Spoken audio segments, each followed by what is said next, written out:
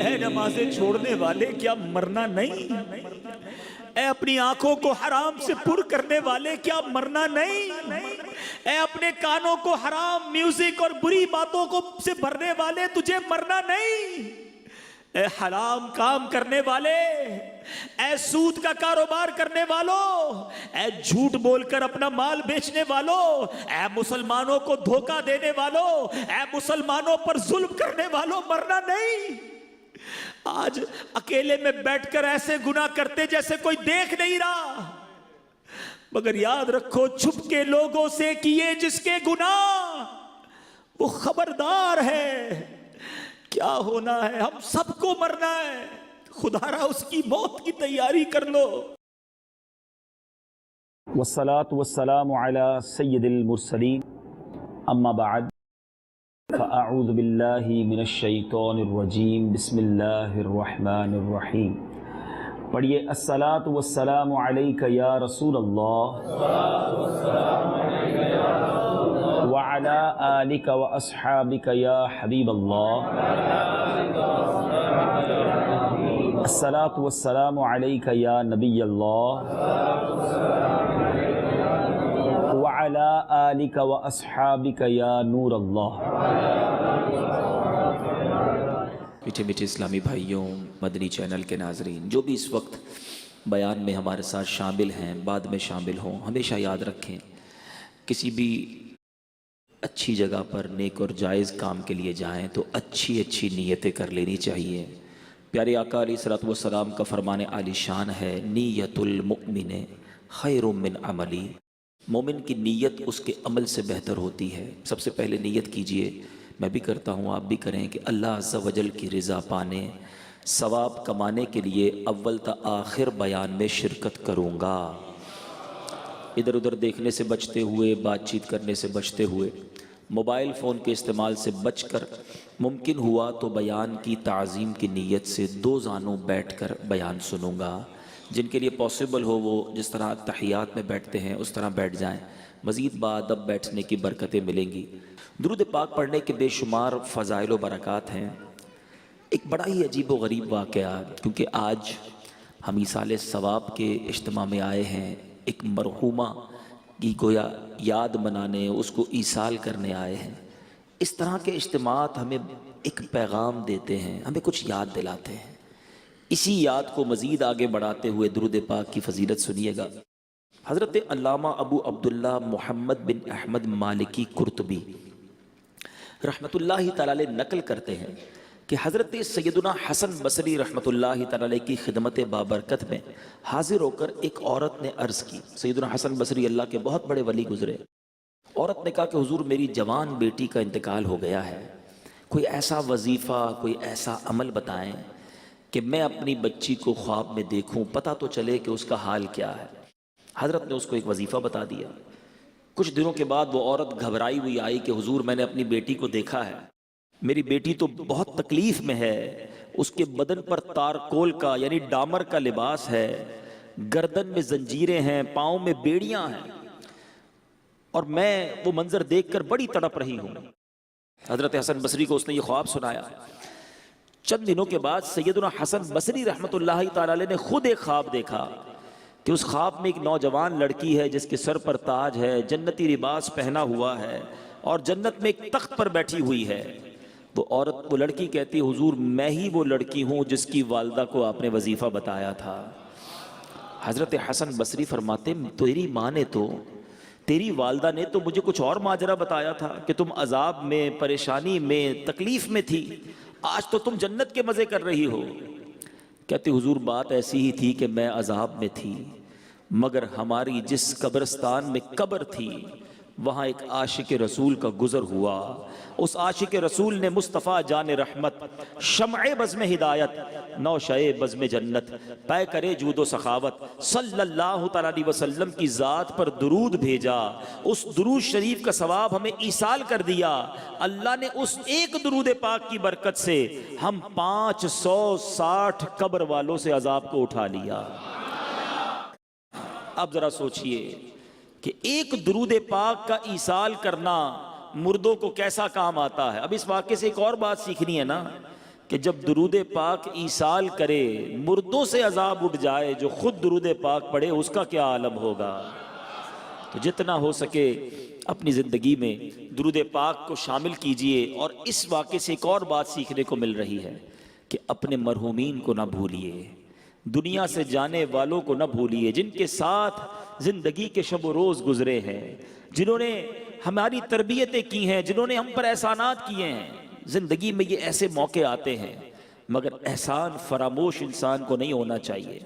ہم میں سے بہت سے وہ ہیں جن کے والدین نہیں ہیں آج دنیا میں، ہم میں سے بہت سے وہ ہیں جن کے اساتذہ نہیں ہیں، ہم میں سے بہت سے وہ ہوں گے جن کے دوست نہیں ہیں، آج بھائی نہیں ہیں، بہنیں نہیں ہیں، چچا نہیں ہیں، ماموں نہیں ہیں۔ انہوں نے ہمارے ساتھ زندگی گزاری ہے، ہمارا کچھ تعلق رہا ہے۔ اگر وہ آج زندہ ہوتے تو کوئی تحفہ نہ دیتے انہیں، اگر آج وہ زندہ ہوتے تو انہیں کوئی آپ جناب کوئی تحفہ، کوئی دعوت، کچھ خدمت نہ کرتے ان کی۔ تو آج ان کی خدمت، ان کی دعوت، ان کا تحفہ یہ ہے کہ انہیں اپنی دعاؤں میں یاد رکھیں، انہیں ایصال ثواب کرتے رہیں۔ قبر میں جانے کے بعد اب مردے کو یہی انتظار ہوتا ہے کہ میرے چاہنے والے، میرے رشتہ دار، میرے دوست، میرے شاگرد، ہم ذرا سوچیں نا، جس استاد سے پڑھا ہم نے کب اس استاد کو دعاؤں میں یاد رکھا، جس ماں کا دودھ پیا، جس والد نے انگلی پکڑ کر ہمیں چلایا۔ ہمارے بہت سارے دوستوں نے بڑے اچھے دن ہمارے ساتھ گزارے، اگر آج وہ دنیا میں نہیں تو ہم نے انہیں کتنا یاد رکھا ہے۔ یہ ایصال ثواب کا واقعہ مجھے اور آپ کو درس دے رہا ہے کہ دنیا سے جانے والوں کو یاد رکھنا۔ تم دنیا سے جانے والوں کو یاد رکھو گے، بعد والے تمہیں بھی یاد رکھیں گے۔ یہ ریت، یہ رواج، یہ انداز کہیں بدل نہ جائے کہ اگر آج ہی یہ رواج بنتا گیا کہ لوگ مرحومین کو بھولنے لگے تو کل ایسا نہ ہو مجھے بھی لوگ بھول نہ جائیں۔ میں ایک مشورہ بھی دوں گا، اپنے بچوں کے سامنے، اپنی فیملی کے سامنے اپنے مرحومین کو ایصال کیا کرو۔ اپنے والدین، جن کے والدین نہیں، ان کی قبر پر جایا کرو۔ بہرحال درود پاک کی فضیلت ہم نے سنی ہے، محبت کے ساتھ بآواز بلند درود پاک پڑھ لیجئے۔ صلو علی الحبیب صلی اللہ تعالی علی محمد صلی اللہ علیہ وسلم۔ موت ایک ایسی حقیقت ہے، ایک ایسی ریئلٹی ہے کہ جس سے کسی کو انکار نہیں ہے۔ کمال یہ ہے، بہت ساری ایسی ہمارے بلیفز ہیں جس میں دوسرے مذہب والے نہیں مانتے۔ کئی قومیں کچھ اور مانتی ہیں، کئی مذہب والے کچھ اور کسی بات کو سمجھتے ہیں، ہم کچھ اور سمجھتے ہیں، مگر موت ایک ایسی حقیقت ہے کہ دنیا کے تمام مذہب والے، دنیا کے تمام ملکوں میں رہنے والے، انٹلیکچوئلز ہوں، پڑھے لکھے ہوں یا جاہل ہوں، ہر کوئی مانتا ہے کہ موت آنی ہے، اس سے فرار نہیں ہے۔ اور میرے میٹھے اسلامی بھائیوں، آج ایک قرآنی واقعے کے ذریعے سمجھیں گے کہ سب سے پہلے دنیا میں موت کس کو آئی، سب سے پہلے دنیا سے انتقال کس نے کیا، اور سب سے پہلے تدفین کس کی ہوئی اور کیسے ہوئی۔ یہ قرآنی واقعہ آپ کی اور میری معلومات میں اضافے کا باعث بھی بنے گا۔ عجائب القرآن میں حضرت علامہ عبد المصطفیٰ اعظمی علیہ رحمۃ اللہ کبھی تحریر فرماتے ہیں، روئے زمین پر سب سے پہلا قاتل قابیل تھا، جس نے اپنے ہی بھائی حابیل کو قتل کیا۔ یہ دونوں حضرت آدم علیہ السلام کے فرزند ہیں، اور دونوں کا واقعہ کیا تھا کہ حضرت حوا کی ہر حمل میں ایک لڑکا پیدا ہوتا اور ایک لڑکی پیدا ہوتی۔ اللہ تبارک و تعالیٰ نے اس دنیا کا نظام چلانا تھا، اس وقت کوئی اور جوڑا تو تھا نہیں، تو حضرت آدم اور بی بی حوا کے یہاں ہر حمل میں ایک لڑکا پیدا ہوتا، ایک لڑکی پیدا ہوتی۔ ایک ہی باری میں جو بچے پیدا ہوتے وہ تو بھائی بہن کہلاتے، اگلی حمل میں جو لڑکا لڑکی پیدا ہوتے ان کی اب شادیاں ہو سکتی تھیں، مگر ایک ہی حمل میں جو پیدا ہوئے وہ آپس میں شادی نہیں کر سکتے تھے۔ اس دستور کے مطابق حضرت آدم علیہ السلام نے قابیل کا نکاح لیوزا سے جو حابیل کے ساتھ پیدا ہوئی تھی اس کے ساتھ کر دیا، مگر قابیل اس پر راضی نہ ہوا، کیونکہ وہ اکلیما سے شادی کرنا چاہتا تھا جو زیادہ خوبصورت تھی، وہ اس کا طلبگار ہوا۔ حضرت آدم علیہ السلام نے بڑا سمجھایا کہ وہ تیرے ساتھ پیدا ہوئی ہے، وہ تیری بہن ہے، تو اس کے ساتھ نکاح نہیں کر سکتا۔ اب وہ نہ مانا، ضد کرنے لگا، یعنی پہلا گناہ بھی زمین پر ہوا تو وہ حسد ہوا ہے۔ بھائی کو بھائی سے حسد ہو گیا نا، یہ بھی سمجھنے والی بات ہے۔ اب اس کے بعد حضرت آدم نے کہا کہ ایسا کرو، دونوں اپنی اپنی قربانیاں پیش کرو، اللہ تبارک و تعالیٰ جس کی قربانی قبول کر لے گا پھر اس کے بارے میں فیصلہ ہو جائے گا، اس کی بات مان لی جائے گی۔ اللہ کی شان دیکھو، یہ نبی پاک کی امت پر رب کا احسان ہے۔ آج میں اور آپ قربانی کرتے ہیں، صدقہ دیتے ہیں، ہم خود بھی کھاتے ہیں، دوسروں کو بھی کھلاتے ہیں، ہمارا صدقہ ہمارے ہاتھ میں ہی رہتا ہے۔ پہلے کی قوموں کا دستور یہ تھا کہ صدقہ رکھا جاتا، جس کا صدقہ قبول ہونا ہوتا آسمان سے آگ آتی اور اس آگ کو، اس صدقے کو لے جایا کرتی، جلا دیتی تو صدقہ قبول کہلاتا تھا۔ اب قربانیاں پیش کی گئیں۔ اب میرے میٹھے اسلامی بھائیوں، حضرت حابیل نے جو قربانی پیش کی، اس کو قربانی کو آگ آئی آسمان سے اور وہ لے گئی۔ قابیل کے گیہوں چھوڑ دیے گئے۔ قابیل نے گیہوں پیش کیے تھے اور حابیل نے بکری کی قربانی پیش کی۔ اب قابیل کے دل میں حسد اور بغض پیدا ہوا کہ میرا بھائی جو ہے یہ اس لڑکی سے شادی کرے گا جس سے میں کرنا چاہتا ہوں۔ دوسری بات پتہ چلی کہ کائنات میں پہلی لڑائی، پہلا جھگڑا، پہلا حسد ہونے کی وجہ بھی عورت تھی۔ یہ عورت کے فتنے سے اللہ مجھے اور آپ کو محفوظ فرمائے۔ اپنی آنکھوں کی حفاظت کیجئے، اپنے معاملات کو درست کیجئے۔ انسان پہلے کہتا ہے نہیں جناب میں تو بڑا نارمل ہوں، آپس میں رشتہ دار ہیں، لیکن ایک وقت ایسا آتا ہے کہ انسان کی آنکھوں پر جب نفسانی خواہشات کی پٹی آتی ہے، اب بھائی بھائی کو قتل کرنے کے لیے تیار ہو جاتا ہے۔ اب قابیل نے کیا کیا؟ قابیل نے حابیل کو قتل کر دیا، مگر اس سے پہلے تو کوئی مرا ہی نہیں تھا نا۔ وہ سوچتا رہا کہ اب میں لاش کا کروں کیا۔ کئی دنوں تک کاندھے پر اٹھائے لاش گھومتا رہا، تدفین تو ہوئی نہیں تھی نا، مرا ہی کوئی نہیں تھا دنیا میں، تو پتہ ہی نہیں تھا پروسیجر کیا ہے، مرنے کے بعد مردے کے ساتھ کرنا کیا ہے۔ اب اللہ تعالیٰ نے دیکھیں کیسا ایک حکمت کا نظام بنایا کہ قابیل کے سامنے ایک ایسا منظر آیا کہ دو کوے آپس میں لڑ پڑے، ایک کوے نے دوسرے کوے کو مار دیا۔ اب اس نے کیا کیا؟ اپنے پنجوں سے زمین کریدی اور پہلے کوے کی لاش اس میں دفن کر دی۔ گویا یہ پیغام دیا گیا، بتایا گیا کہ مردہ دفنانا ایسے ہے۔ تو اب قابیل نے حابیل کو دفنایا اور ان کو یوں سمجھیے کہ زمین میں ان کی تدفین ہوئی۔ تو اے میرے میٹھے اسلامی بھائیوں، پہلا قتل قابیل نے کیا، پہلا جرم حسد تھا۔ کس بنا پر ہوا یہ بھی آپ نے سنا، اور پہلی تدفین بھی حابیل کی ہوئی۔ اب آئیے تدفین کی بات کرتے ہیں۔ شریعت میں تدفین کا حکم کیا ہے؟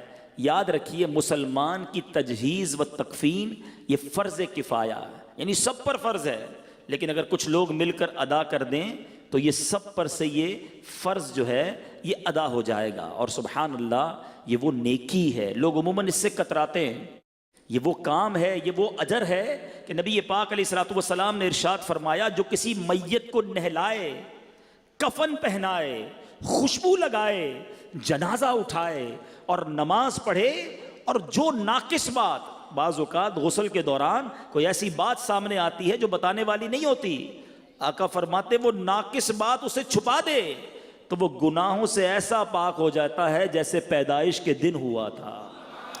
یعنی کتنی بڑی نیکی ہے۔ خوش نصیب ہیں وہ اسلامی بھائی، وہ اسلامی بہنیں جو اپنے آپ کو پیش کرتے ہیں اس نیکی کے لیے۔ لوگ کتراتے ہیں، یہ کام سیکھنا چاہیے اور اس پر عمل کرنا چاہیے۔ حضرت سیدنا جابر رضی اللہ تعالیٰ عنہ سے روایت ہے، تاجدار رسالت مخزن جود و سخاوت صلی اللہ تعالیٰ علیہ وسلم نے فرمایا، جو جنازے کے ساتھ چلا اور تدفین تک ساتھ رہا، اللہ عز و جل اس کے لیے 3 قیرات ثواب لکھے گا، جن میں سے ہر قیرات جبل احد سے بڑا ہوگا۔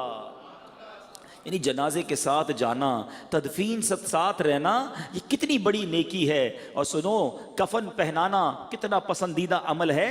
نبی پاک علیہ الصلوۃ والسلام نے فرمایا، جس نے کسی میت کو کفنایا یعنی کفن پہنایا تو اللہ عز و جل اسے سندس کا لباس یعنی جنت کا انتہائی قیمتی ریشمی لباس پہنائے گا۔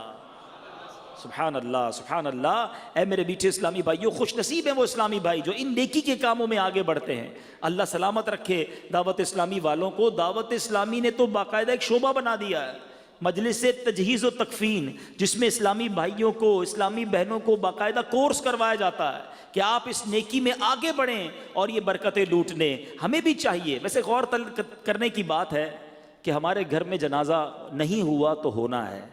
میرے گھر میں آج تک جنازہ نہیں ہوا تھا، کئیوں کے جنازے میں گیا تھا، مگر اپنے گھر سے جب جنازہ اٹھا تو بہت کچھ احساس ہوا۔ ساتھ ساتھ یہ بھی پتہ چلا، الحمدللہ ہمارے گھر کی اسلامی بہنوں نے یہ کورس کیا ہوا تھا، تو گھر کی اسلامی بہنوں نے ہی والدہ کو الحمدللہ غسل دیا۔ لیکن ذرا سوچئے، میرے اور آپ کا جنازہ ہوا تو افضل تو یہ ہے کہ بیٹا باپ کو غسل دے، بیٹا والد کا جنازہ پڑھائے، بیٹا والد کو سنت کے مطابق کفن دے۔ میرا ایک سوال ہے یہاں موجود سارے اسلامی بھائیوں سے، کیا ہمارے بچوں کو ہم نے یہ سکھایا ہے؟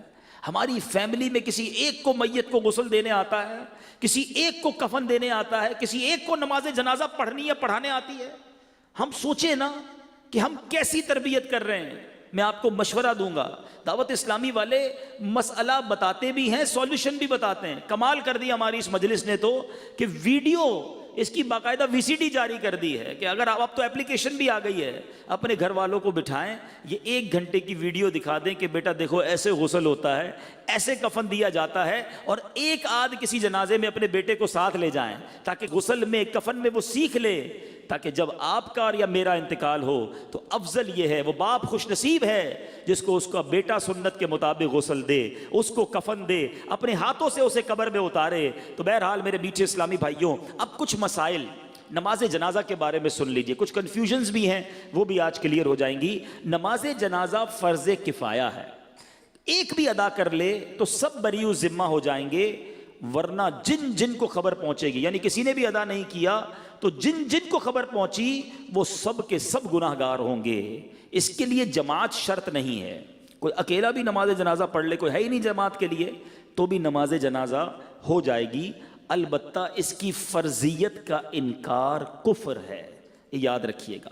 اچھا، خودکشی کوئی کر لے تو اس میں کنفیوژن ہوتی ہے کہ نماز جنازہ پڑھی جائے گی کہ نہیں۔ رد المختار کے ذریعے یہ جواب سن لیجئے کہ جس نے خودکشی کی، حالانکہ یہ بہت بڑا گناہ ہے، مگر اس کی جنازے کی نماز بھی پڑھی جائے گی، اگرچہ قصداً جان بوجھ کر خودکشی کی ہو تو اسے غسل بھی دیں گے اور نماز بھی پڑھیں گے۔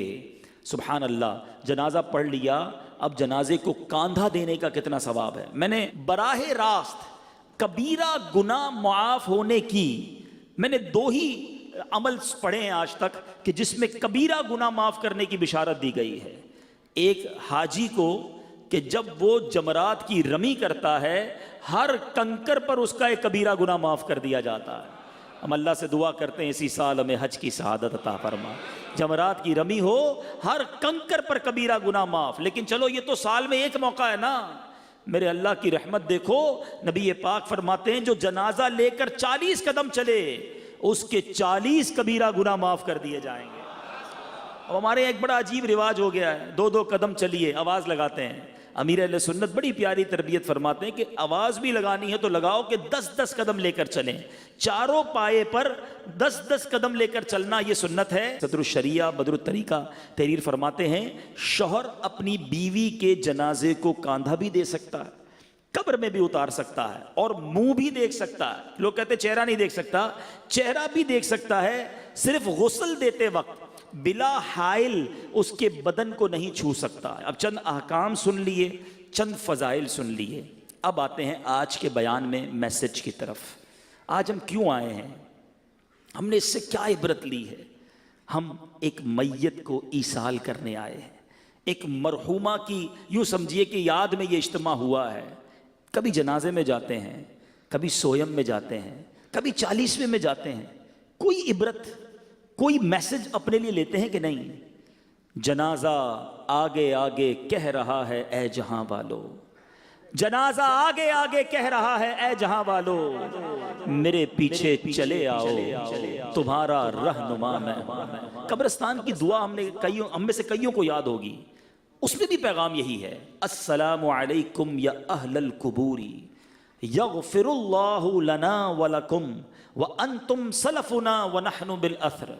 اے قبر والو، تم پر سلامتی ہو، تم پر سلام ہو، تم پہلے چلے گئے ہو ہیں، ہم پیچھے آنے والے ہیں، یہ پیغام ہے کہ ہماری باری ہے۔ مگر نہ جنازے کے وقت عبرت ہوتی ہے، نہ سویم میں جا کر خیال آتا ہے، نہ چہلم میں جا کر یہ فکر ہوتی ہے کہ آج کسی کا سویم، کسی کا 40واں، کل میری باری ہے۔ سنیے، میرے آقا قبر پر جاتے تو کیا ہوتا تھا؟ حالانکہ نبی پاک وہ ہیں جس کے صدقے ہماری مغفرت ہو رہی ہے، جن کے صدقے سب کے گناہ معاف ہوں گے۔ سرور کائنات علیہ الصلوۃ والسلام ایک بار جنازے میں شریک تھے، ابن ماجہ کی حدیث ہے، میرے آقا قبر کے کنارے بیٹھ گئے، اتنا روئے، نبی پاک نے اتنے آنسو بہائے کہ آپ کے چشمان اقدس سے نکلنے والوں آنسوؤں سے مٹی گیلی ہو گئی۔ قبر کے کنارے بیٹھ کر اتنے آنسو سرور کائنات نے بہائے، پھر فرمایا اس یعنی قبر کے لیے تیاری کرو۔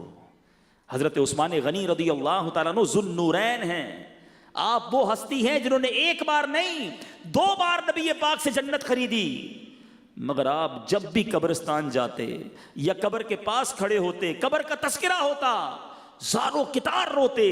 ایک بار سیدنا عثمان غنی کسی قبر کے پاس کھڑے ہوئے تو اتنا روئے کہ آپ کی آنسوں سے آپ کی داڑھی مبارک تر ہو گئی۔ کسی نے پوچھا حضور آپ محشر کی بات پر، جہنم کی بات پر اتنا نہیں روتے، آپ قبر کی بات پر اتنا روتے ہیں؟ تو کچھ اس طرح فرمایا کہ قبر ہی پہلی منزل ہے، جو اس میں کامیاب ہو گیا وہ آگے بھی کامیاب ہو گیا۔ اے میرے میٹھے اسلامی بھائیو، ہم سوچیں، ہم میں کوئی فلیٹ میں رہتا ہے، اس کی تمنا ہے بنگلہ ہو جائے، بنگلہ چھوٹا ہے تو بڑا ہو جائے، مکان ایسٹ اوپن ہے تو ویسٹ اوپن ہو جائے، آج کل سردیاں ہیں تو کمبل کا اہتمام ہے، گرمیاں ہوں تو لائٹ، پنکھا، یو پی ایس، جنریٹر سب چاہیے، کیونکہ سکون والی نیند چاہیے۔ کتنا رہو گے اس گھر میں؟ 50 سال، 60 سال، 70 سال، اگر جی بھی لیا تو قبر میں کتنا سال رہیں گے؟ وہ قبر میں ہوا ہوگی کہ نہیں؟ چھوٹا گھر اچھا نہیں لگتا، کبھی دیکھیے قبر 2 گز کی قبر ہوتی ہے، کھڑا بھی نہیں ہو سکتا بندہ، کروٹ بھی نہیں لے سکتا۔ مگر آؤ میں بتاتا ہوں، اگر اللہ راضی ہوا تو قبر کتنی بڑی ہو جائے گی۔ 1000-2000 گز کا بنگلہ دیکھ کر حسرت کرتے ہو نا، جس پہ پتہ ہی نہیں کتنا رہو گے، جس قبر میں صبح قیامت تک رہنا ہے۔ علماء فرماتے ہیں جس سے رب راضی ہو گیا اس کی قبر تا حد نگاہ وسیع ہو جائے گی۔ تا حد نگاہ کا مطلب سمجھتے ہیں؟ کبھی سمندر کے کنارے یا کسی کھلے میدان میں کھڑے ہو جائیں، جدھر تک آئی سائٹ جاتی ہے، تا حد نگاہ جدھر تک آپ کی آنکھ جاتی ہے، وہ پوری جگہ، اتنی بڑی جگہ جو ہے وہ قبر ہو جائے گی، اور پھر وہ جنت کا باغ ہوگی، جنت کی کھڑکی کھلی ہوگی۔ یہ قبرستان میں ساری قبریں ایک جیسی دکھتی ہیں، مگر سب کی کہانی الگ ہے، کوئی جنت کا باغ ہے اور کوئی دوزخ کا گھڑا ہے۔ چھوٹے مکان میں وحشت ہوتی ہے نا، سنو، یہ 2 گز کی قبر بھی یہ جتنی چوڑی ہے اتنی بھی نہیں رہے گی اگر اللہ ناراض ہوا۔ میرے آقا نے ہاتھوں کو ملا کر فرمایا کہ جس سے رب ناراض ہوا، بے نمازی کو قبر اس طرح دبائے گی کہ اس کی پسلیاں ٹوٹ پھوٹ کر ایک دوسرے میں پیوست ہو جائیں گی۔ کبھی عید والے دن کسی پہلوان نے، کسی مضبوط آدمی نے ہمیں دبایا ہوگا، چیخ نکل جاتی کہ بس یار زیادہ نہیں، مگر جب قبر دبائے گی تو پسلیاں ٹوٹ جائیں گی۔ کدھر جائیں گے؟ آج اس محفل کے اندر ابھی کوئی چپکلی، کوئی چوہا وغیرہ آ جائے، سب اٹھ کر بھاگنے لگ جائیں گے، ہمارے کپڑے پہ کوئی کیڑا گرے فوراً ہٹا دیتے ہیں۔ کبھی سوچا قبر میں کیڑا آ گیا تو میں کیا کروں گا؟ وہاں سانپ آ گئے تو کون ہٹائے گا؟ کدھر جاؤں گا؟ نکل کے بھی نہیں بھاگ سکوں گا۔ خدا را میٹھے اسلامی بھائیوں، اپنے لیے کوئی عبرت تو لیجئے نا، اپنی آخرت کی کوئی تو تیاری کیجئے۔ صبح سے لے کر شام تک ایک ہی مائنڈ سیٹ کہ دنیا اچھی ہو جائے، پیسے مل جائیں جناب، یہاں راحت مل جائے، یہاں لگزریز مل جائے۔ کیوں نہیں سوچتے کہ ہم نے مرنا ہے؟ میں آج دوپہر کو ایک ایسے نوجوان کے گھر سے ہو کر آیا ہوں، 17 سال عمر تھی، اس نوجوان نے درس نظامی کر رہا تھا، موٹر سائیکل پر نکلا، ایکسیڈنٹ ہوا اور وہ دنیا سے چلا گیا۔ 17 سال، اتنا خوبصورت نوجوان، اللہ اس کی مغفرت فرمائے، لیکن ہلا دیا، آگاہ اپنی موت سے کوئی بشر نہیں، سامان 100 برس کا ہے، پل کی خبر نہیں۔ کبھی سوچا یہ تکلیف کیسی ہوگی؟ آپ میں سے، ہم میں سے کسی کا آپریشن ہونے والا ہو، کتنا ڈرتے ہیں، 2 آدمی سے پوچھتے ہیں یار بتاؤ تکلیف کتنی ہوگی؟ اچھا آپریشن تو بے ہوش کر کے کر لیا جائے گا، ہوش میں آؤں گا تو کتنی تکلیف ہوگی؟ ٹانکے لگانے تو جگہ ذرا سن کر دو۔ اگر ایک تکلیف آنے والی ہے اس کی ٹینشن ہو جاتی ہے، وہ ڈرا دیتی ہے۔ ایک تکلیف ایسی ہے جو ہم سب کو آنے والی ہے، اللہ جس سے راضی ہوا اس کی روح تو بڑی آسانی سے قبض ہوگی، ورنہ آؤ میں بتاتا ہوں میرے آقا کی زبانی کے نزا کی سختیاں کیسی ہیں۔ بزرگوں نے کتابوں میں لکھا، شرح الصدور میں امام جلال الدین سیوطی شافعی لکھتے ہیں، موت دنیا اور آخرت کی ہولناکیوں میں سے سب سے زیادہ ہولناک ہے۔ یہ آروں سے چیرے جانے سے زیادہ، کینچیوں سے کاٹے جانے سے زیادہ، اور ہانڈیوں میں ابالنے سے زیادہ سخت تر ہے۔ کوئی سوچ سکتا ہے اتنی تکلیف کے بارے میں؟ اگر مردہ زندہ ہو جائے اور اپنی موت کی نزا کی سختیاں دنیا والوں کو بتا دے تو ان کی نیند اڑ جائے، سارا عیش و آرام ان کا ختم ہو جائے۔ بے وفا دنیا پہ مت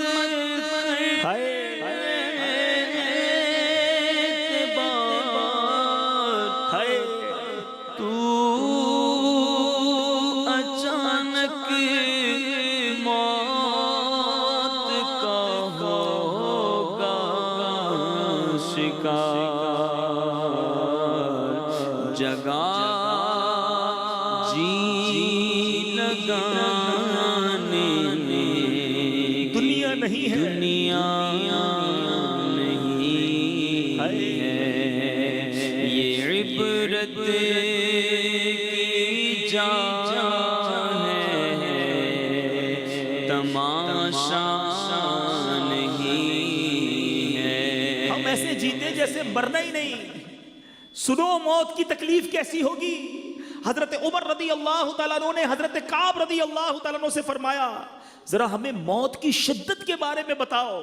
حضرت کعب نے کہا اے امیر المومنین، موت ایک ایسی ٹہنی کی طرح ہے جس میں بہت زیادہ کانٹے ہو اور وہ انسان کے جسم میں داخل ہو جائے، اس کے ہر کانٹے نے ہر رگ میں جگہ پکڑ لی ہو، اسے ایک آدمی انتہائی سختی کے ساتھ کھینچے تو کچھ باہر آ جائے اور باقی جسم میں رہ جائے۔ بتاؤ ایسی تکلیف ہم کیسے برداشت کریں گے؟ پھر بھی غافل ہیں، پھر بھی اس کی تیاری نہیں ہے۔ ارے اتنی تکلیف کے دوران کیا ہوگا؟ سنو سنو میرے میٹھے اسلامی بھائیوں، امام ابن الحاج مکی قدس سرہ مدخل میں لکھتے ہیں کہ جب نزا کا وقت ہوگا، اتنی تکلیف کا عالم ہوگا، دو شیطان انسان کے پہلو میں آ کر بیٹھ جاتے ہیں اور وہ انسانی شکل میں ہوتے ہیں۔ تکلیف میں تو ویسے بھی بات سمجھ نہیں آتی نا، وہ انسانی شکل میں آئیں گے۔ آخری وقت بھی شیطان کوشش کرتا ہے کہ ایمان چھین لے اور بندہ بے ایمان ہو کر دنیا سے جائے۔ سوچو ہم میں سے کس کو ایمان کی فکر ہے؟ ہم میں سے کون اپنی موت کی تیاری کر رہا ہے؟ آج صبح و شام گناہ کر رہے ہیں۔ جگہ جی لگانے کی دنیا نہیں ہے، یہ عبرت کی جا ہے، تماشا نہیں۔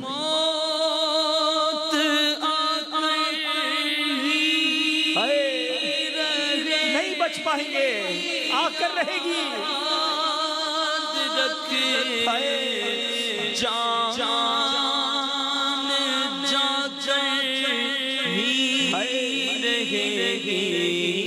یاد رکھے جب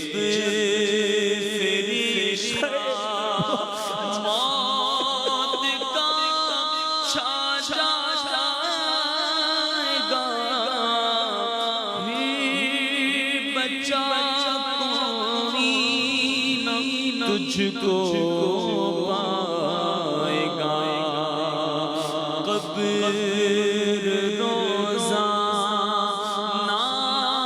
یہ کرتی ہے پکار، مجھ میں ہے کیڑے مکوڑے بے شمار، جگہ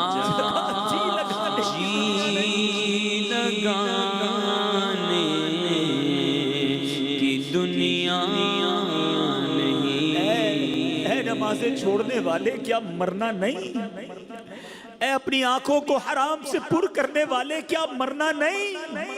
اے اپنے کانوں کو حرام میوزک اور بری باتوں کو سے بھرنے والے تجھے مرنا نہیں؟ اے حرام کام کرنے والے، اے سود کا کاروبار کرنے والوں، اے جھوٹ بول کر اپنا مال بیچنے والوں، اے مسلمانوں کو دھوکہ دینے والوں، اے مسلمانوں پر ظلم کرنے والوں، مرنا نہیں۔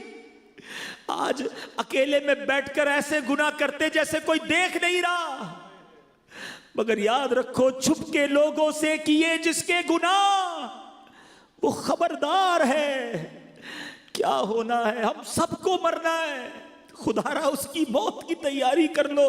آج توبہ کرنی ہے، وہ بڑا کریم ہے۔ ہو سکتا ہے کسی کے ذہن میں خیال آ رہا ہو گناہ تو بہت ہو گئے، نمازیں تو بڑی قضا ہو گئی، حرام کام تو بہت سارے ہو گئے، اب ہوگا کیا، بچوں گا کیسے؟ ہمارا رب بہت کریم ہے، وہ بڑا رحیم ہے۔ 70 سال بندہ گناہ کرے، ایک بار سچی توبہ کر لے، وہ کریم سارے گناہ معاف کر دیتا ہے۔ اس کی رحمت چاہتی ہے میرا بندہ بخشا جائے، پکارو تو صحیح اسے، ایک بار سر تو جھکاؤ اس کی بارگاہ میں کہ مولا معاف کر دے، ہو گئی غلطی مالک معاف کر دے، میں بڑا گناہگار ہوں مالک معاف کر دے۔ اکیلے میں کیے گناہ یہ جانتے ہوئے کہ تو دیکھ رہا تھا مالک معاف کر دے، کر لیے حرام کام، آ گیا شیطان کی باتوں میں ہوں تیرا بندہ، تیرے سوا کون ہے میرا مالک معاف کر دے۔ میری ماں سے میں نے کئی بار معافی مانگی، ماں نے معاف کیا۔ اے اللہ تو 70 ماؤں سے زیادہ چاہنے والا ہے، اپنے اس گناہگار بندے کو معاف کر دے۔ خدا کی قسم ایک بار اس کریم کو پکارو تو صحیح، ایک بار سر تو جھکا لو اس کے سامنے، وہ کیسے معاف کرتا ہے۔ بہت بڑا اہتمام نہیں کرنا پڑتا، ایک بار دیکھو میرا رب شرمندگی کو کیسے قبول کرتا ہے۔ حضرت عمر رضی اللہ تعالیٰ عنہ ایک بار کہیں جا رہے تھے، ایک شخص کے ہاتھ میں شراب کی بوتل تھی، حضرت عمر نے اس کو پکڑا، کہا بتاؤ کیا ہے۔ حضرت عمر کی عدالت، آپ کا جلال، آپ کے فیصلوں کی ہیبت تھی۔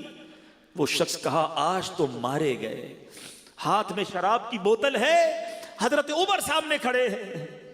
اس شرابی نے کیا کیا سنو، کہ ہاتھ نہیں اٹھائے، سجدے میں نہیں گیا، کھڑے کھڑے اپنے کریم کو پکارا بھی نہیں، دل میں عرض کی مالک آج بچا لے، اے اللہ آج عمر کے سامنے ذلیل ہونے سے بچا لے، مالک اب شراب نہیں پیوں گا، بس آج میں ذلیل نہ ہو جاؤں۔ سنو کتنی دیر لگی، سیکنڈز بھی نہیں لگے ہوں گے، دل ہی دل میں سچی توبہ کی۔ حضرت عمر نے کہا بتاؤ ہاتھ میں کیا ہے؟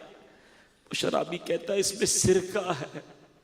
حضرت عمر کہتے دکھاؤ، شرم لایا تھا نا، توبہ کی تھی نا، اللہ کو پکارا تھا نا، یہ بوتل نکال کر دیتا ہے اللہ کریم۔ وہ عیب چھپانے والے مالک نے اس شراب کو سرکے میں تبدیل کر دیا۔ دنیا میں کسی کو میرا عیب پتا چلے نا، لوگ انتظار میں بیٹھے ہوتے ہیں، پتا چلے اس کا کوئی عیب میں دنیا کو بتاؤں، میسج کروں۔ سوچو میرے کریم کو میرے کتنے عیب پتا ہے، مگر وہ پھر بھی پردے ڈال رہا ہے، پھر بھی لوگوں میں عزت ہے۔ ارے ایسا عیب چھپانے والا مالک ملا ہے، اس کو ناراض کرتے ہو، اس سے دوستی نہیں کرتے، اس کے آگے سر نہیں جھکاتے، کیوں شیطان کے کاموں میں اور شیطان کی باتوں میں لگ جاتے ہو۔ پنجابی شاعر کہتا ہے نا، ایک گناہ میرے ماں پیو ویکھے مینوں عمری منہ نہ لاوے، لکھ گناہ میرا مالک ویکھے وہ پھر بھی پردے پاوے۔ وہ پردے ڈالی جا رہا ہے۔ خدا را توبہ کر لیجئے، اپنی آخرت کی تیاری کر لیجئے، یہ مشکل نہیں ہے، اس کو ہیوی ڈوز نہ سمجھو، صرف غفلت ہے۔ چھوڑو ان گناہوں بھری زندگی کو، ایک بار اللہ کی بارگاہ میں سچی توبہ کر کے سر جھکا لو، اور آج پکی سچی نیت کر کے جاؤ، کچھ بھی ہو جائے، ایٹ اینی کاسٹ، کچھ بھی ہو جائے، آج کے بعد میری کوئی نماز قضا نہیں ہوگی۔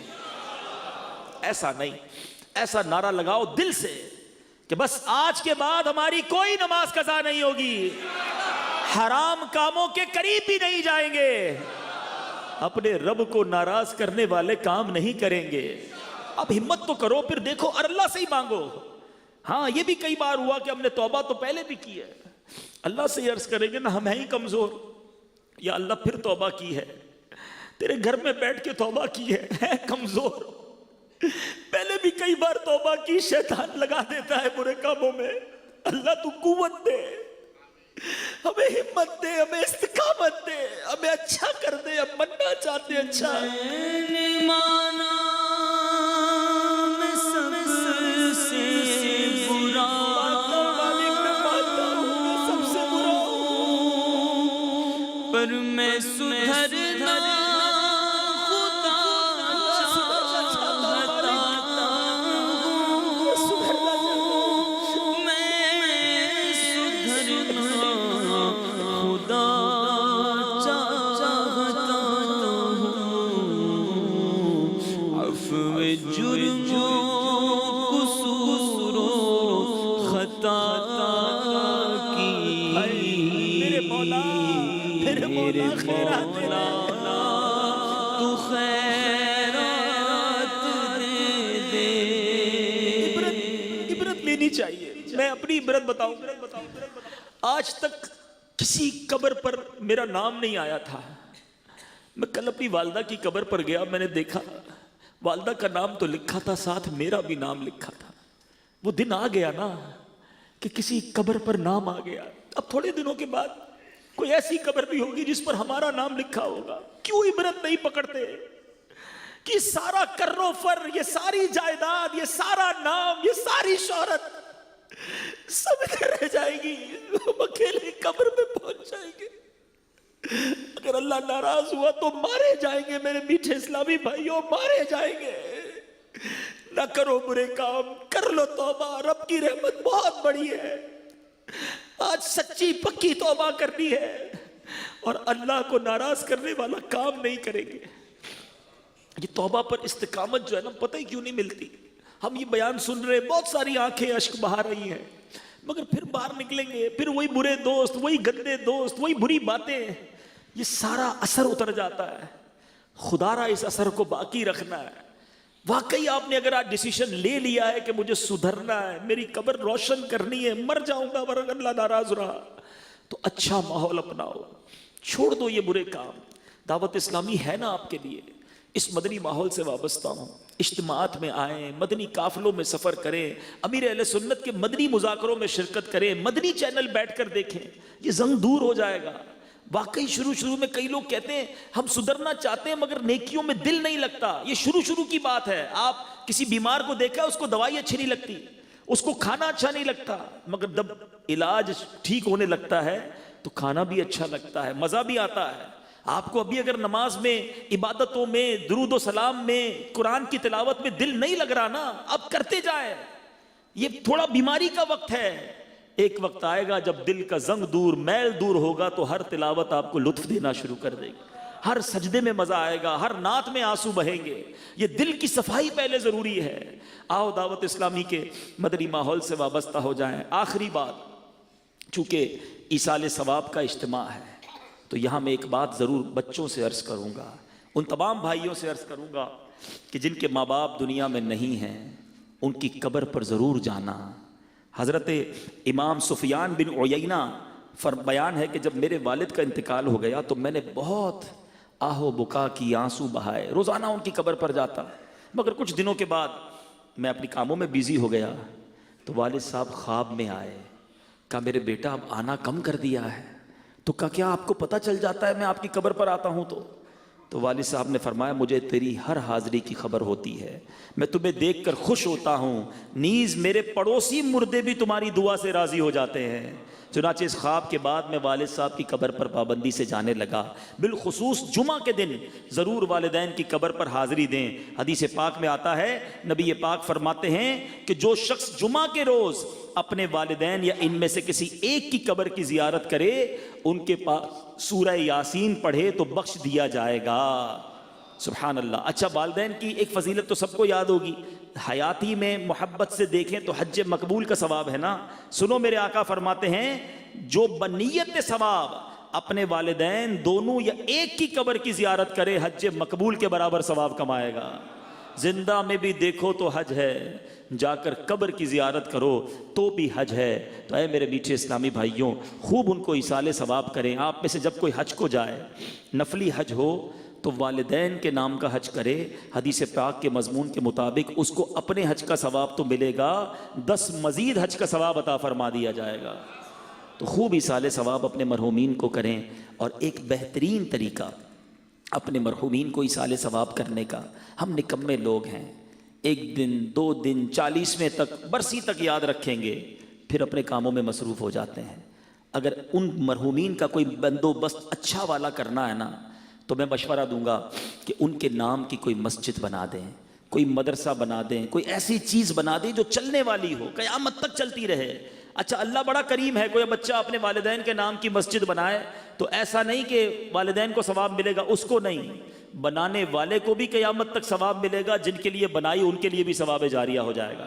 اب ماشاءاللہ ہم پہاڑی والی مسجد میں ہیں, اللہ اس مسجد کے امام صاحب, خطیب صاحب, کمیٹی کے تمام حضرات کو خوب برکت عطا فرمائے جو ہم سے تعاون کرتے ہیں. اب یہ کتنے اجتماعات, نمازیں, معاملات ہو رہے ہیں, بہت سارے اس مسجد کو بنانے والے ایسے ہیں جو دنیا میں نہیں, لیکن آج کے اس اجتماع کا ثواب بھی انہیں مل رہا ہوگا.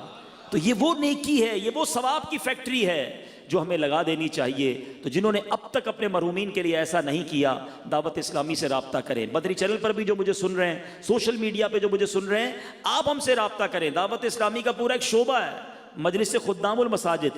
بہت تھوڑے بجٹ میں بھی مسجد بن جاتی ہے, بلکہ اگر ہمارے پاس تو کئی پلاٹس بھی موجود ہیں. آپ ہمارے پاس آئیں, رابطہ کریں ہمارے ذمہ داران سے, ہم آپ کو بتائیں گے کہ بھائی یہ پلاٹ ہے, آپ اس پہ تعمیر کر دیں. آپ کے والد صاحب والدہ کے نام پر قیامت تک سجدے ہوتے رہیں گے, آپ کو نیکیاں ملیں گی. اللہ تعالی ہم سب کا جمع ہونا اپنی بارگاہ میں قبول فرمائے. صلو علی الحبیب صلی اللہ تعالی علی محمد صلی اللہ علیہ وسلم. سچی توبہ نصیب کر دے, بدل دے مولا, یہ دل بدل جائے, یہ گناہوں سے نفرت ہمیں ہو جائے. تیرے بندے ہیں مالک, کمزور ہیں, تجھے پکار رہے ہیں. آج ہم سب پر ایسی نگاہ فرما کہ آج کے بعد ہماری کوئی نماز قضا نہ ہو, آج کے بعد ہم گناہوں کی طرف نہ جائیں, نیکیوں میں ہمیں مزہ آنے لگ جائے, ہمارا دل لگ جائے. اے اللہ حرام کاموں سے ہماری جان چھڑا دے, ہمارے بچوں کو نیک بنا, ہمارے گھر والوں کو نیک بنا, ہمارے مریضوں کو شفا عطا فرما, بے روزگاروں کو حلال طیب آسان روزگار دے دے, سب کے روزگار میں رزق حلال میں برکتیں عطا کر. ان اللہ و ملائکتہ یصلون علی النبی یا ایھا الذین آمنوا صلوا علیہ وسلموا تسلیما. صلی اللہ علی النبی الامی وآلہ صلی اللہ علیہ وسلم. صلاۃ و سلام علیک یا سیدی یا رسول اللہ. جب دمیں واپسی ہو یا اللہ, سامنے ہو روضہ رسول اللہ, اور لب پہ ہو لا الہ الا اللہ محمد الرسول اللہ. ویڈیو دیکھنے کا شکریہ. اگر آپ چینل پر نئے ہیں تو سبسکرائب کر لیں, اور ساتھ ہی ساتھ بیل آئیکن پر بھی کلک کر دیں تاکہ یوٹیوب ہماری ہر ویڈیو کا نوٹیفیکیشن سب سے پہلے آپ کو بھیج دے. جزاک اللہ.